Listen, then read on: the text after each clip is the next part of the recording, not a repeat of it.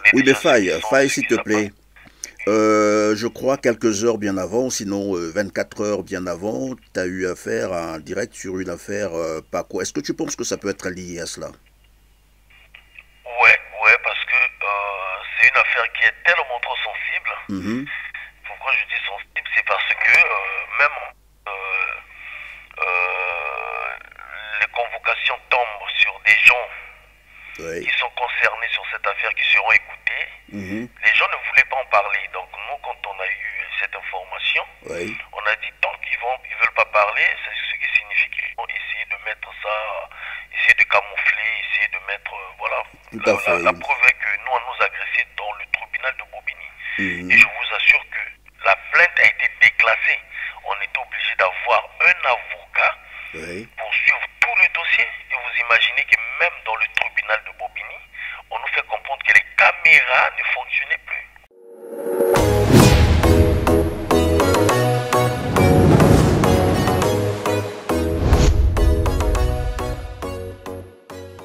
Bonjour Faye. Bonjour, Christian Perrin. Bonjour, Dre. Merci de m'avoir répondu, mais surtout d'avoir accepté cette invitation. Alors, nous avons appris que vous avez été interpellé. Est-ce que vous pouvez nous rappeler un peu les circonstances, les conditions dans lesquelles vous avez été interpellé? Voilà, en fait, j'avais eu une convocation il y a quelques semaines. La convocation faisait état de ramener les documents des originaux Oui. pour pouvoir récupérer mon titre de séjour parce que mon titre de séjour partait à l'expiration. Donc, et là, on m'avait remis un récépissé qui finit au mois d'octobre. Voilà. Oui. Donc, il fallait que j'attende la carte en Oui. fabrication. Donc, du coup, j'avais envoyé la convocation chez l'avocate. Mhm. Et l'avocate a dit, ok, il n'y a pas de problème, on va traiter le dossier. Donc, on a eu à arranger les documents. Je pense que même si vous regardez la vidéo qu'on a eu à faire avant-hier sur l'affaire de Paco, j'avais montré même état des documents que j'avais. Oui. Donc, c'était des documents à ramener au niveau de la préfecture. Donc, c'est ça que j'ai ramené le jeudi au niveau de la préfecture. Oui. Quand on arrive, on nous a bien reçus. Et il y a eu C'est bien à la préfecture de Bobigny, c'est ça? la préfecture, exactement la préfecture de Bobigny. Donc, quand on arrive, on Oui. nous dirige vers un bureau. Et Mhm. quand on arrive dans ce bureau, on constate qu'il y avait déjà des policiers dans le bureau, en fait derrière les portes. Donc quand on rentrait, on ne pouvait pas voir l'idée qu'il y avait des policiers.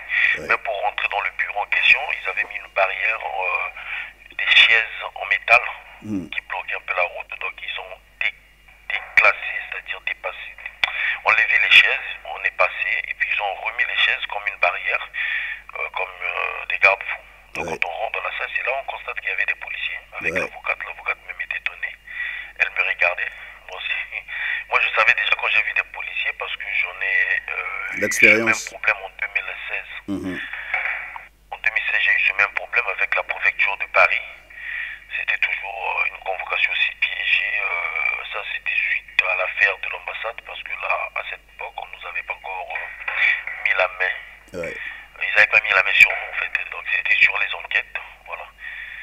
Et donc, là, je reviens sur Bobigny. Donc, du coup, on nous demande de s'asseoir. On s'est assis avec l'avocat. Mhm. Ils ont demandé de leur donner le passeport. Je leur ai remis le passeport. Oui. Ils ont fait. L'avocat a demandé, mais pourquoi vous nous avez. Il y a des policiers. Alors qu'on a des documents, et ces documents ont fait état de ramener les dossiers pour la carte de séjour. Voilà. C'est là où, comment on appelle, le monsieur nous dit oui, la convocation, vous avez eu, le document que vous avez eu, c'était venu avant, mais là, le préfet a décidé autrement. Donc, vous aurez un QTF, donc à quitter du territoire de 48 heures. L'avocat a dit, il n'y a pas de problème, on va contester cela. Donc, ils ont pris le document, ils nous ont fait lire le document, et le monsieur m'a fait état de mes droits, dans le sens je peux rouler avec ce document qu'ils vont me donner pendant 48 heures, mais ils vont retenir mon passeport. Mhm. Et puis le temps que l'avocate va faire la contestation. Oui, mais au Donc on a sujet, vu le pardon, document. pardon, Faye, Faye, au niveau de la nouvelle notification de la préfecture, est-ce que tu as été informé pour cela? La nouvelle Non, non, décision. non, c'est le même jour. C'est le C'est-à-dire même jour sur c'est place. dans le bureau même, exactement. C'est dans le même jour. C'est-à-dire c'était une convocation piégée, c'est-à-dire on nous a fait état sur Oui. le terrain. Ce n'était plus la convocation à laquelle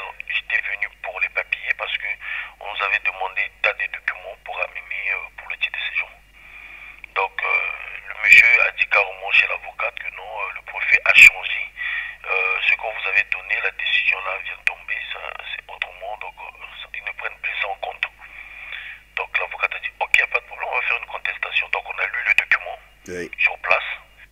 Et j'ai signé. Il y avait aussi un interprète qui était là. L'interprète a signé, le monsieur aussi a signé.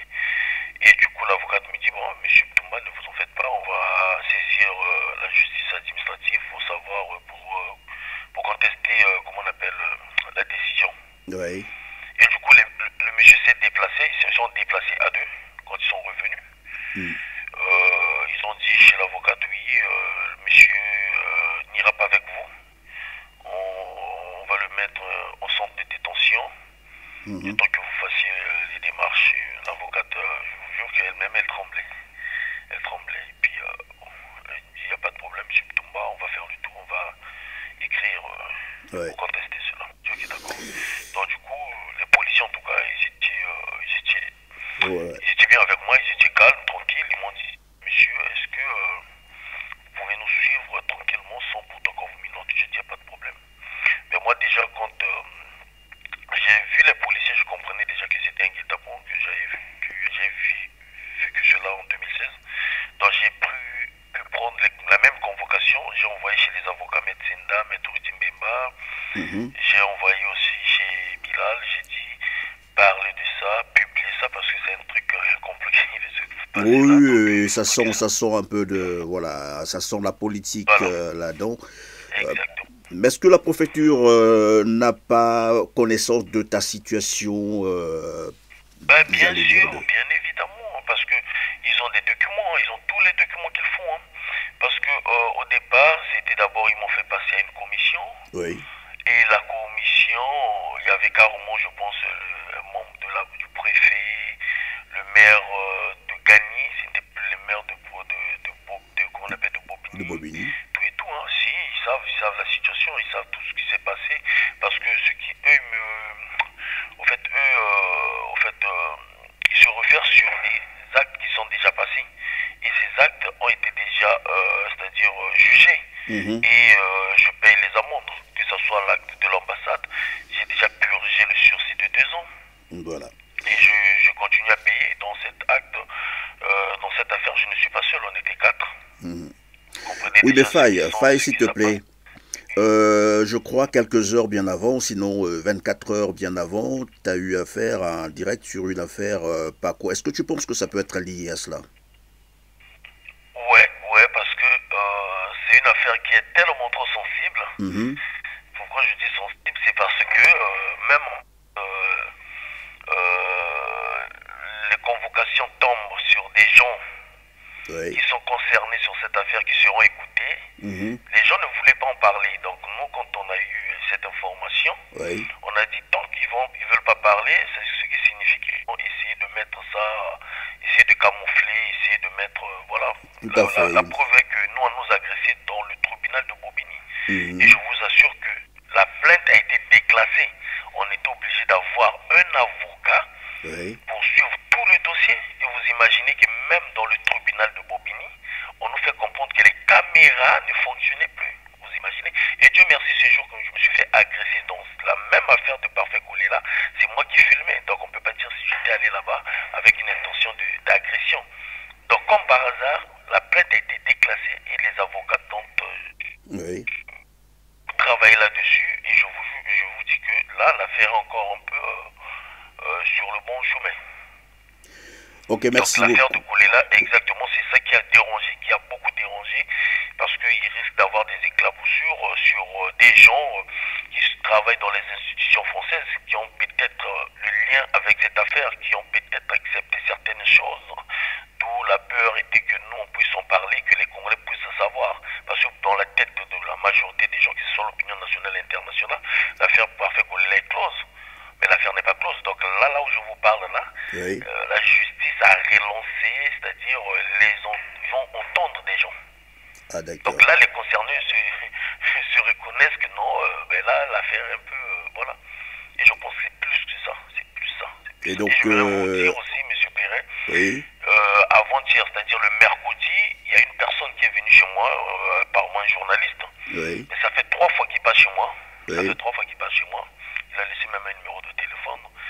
Et ce journaliste est passé vers 21h. Et Dieu merci, il y a des témoins. Quand je parlais, on était en conférence, on était à une réunion avec les vieux Alexis Miayuku, Maman Lydie Kolela, et puis là, nos équipes auxquelles nous travaillons. Oui. Et du coup, le monsieur est venu, il a sonné pratiquement 21 heures passées. Oh non, je suis c'est-à-dire journaliste, tout et tout. Il a laissé son numéro de téléphone et son nom. D'ailleurs, tu pourrais te rapprocher de Maman Lady Kolela ou Alexis Miayuku, ils pourront te donner le numéro dont vous allez essayer de vérifier. D'accord. Voilà. Donc je pense que ces gens-là voulaient être rassurés. Désolé, rassurés que voilà, demain j'irai à la convocation, quoi. Ok, donc on peut y voir une pression politique alors dans cette affaire. Exactement, tout à fait. Merci. Merci beaucoup Faye Monama. Je rappelle que vous avez été donc interpellé par la préfecture de Bobigny. On va suivre l'affaire parce qu'évidemment il y a, je crois, des avocats qui sont déjà sur ce dossier. En tout cas, grand merci d'avoir répondu à nos questions malgré la situation dans laquelle tu te retrouves aujourd'hui. Merci. On est obligé. Là, il y a Moukoko au Kombi Salsa qui se trouve dans la même situation. Donc, super. Si on ne parle pas pour le Congo, lesquels qui vont parler pour le Congo de l'agression pénale? C'est bien dit. Nous, ce qu'on fait, c'est pas d'aller tuer, inciter à la haine ou quoi que ce soit. Je rappelle encore le général de Gaulle, quand il demandait à son peuple de se mettre debout pour que la France soit libérée, il était au Congo-Brazzaville. Donc, c'est tout ce que nous faisons aussi. Donc, voilà. Donc, nos pensées aussi se dirigent vers Moukoko, Kombi et tous nos morts qui ont laissé leur vie pour ce combat. Merci Faye et à très bientôt dans l'espoir que tu retrouves la liberté bientôt là. Merci.